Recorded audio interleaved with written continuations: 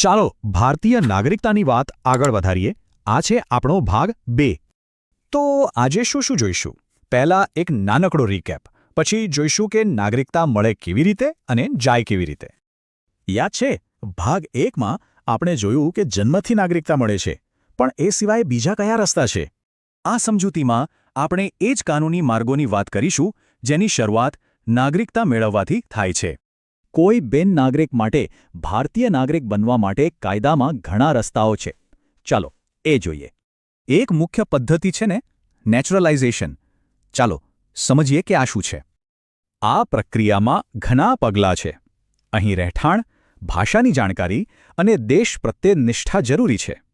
બીજો રસ્તો છે નોંધણી, જે નેચરલાઇઝેશનથી અલગ છે, ખાસ કરીને યોગ્યતા અને રહેઠાણની શરતોમાં.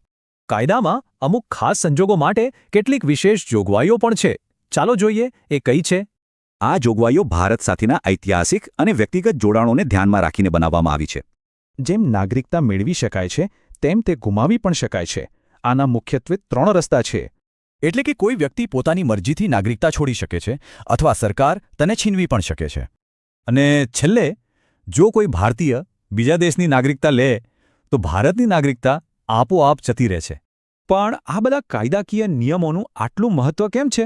કારણ કે તેની અસર આપણા જીવન પર સીધી પડે છે. વિચારો, 1.25 અબજથી વધુ લોકોના આ દેશમાં આ જ કાયદાઓ રાષ્ટ્રીય ઓળખ નક્કી કરે છે.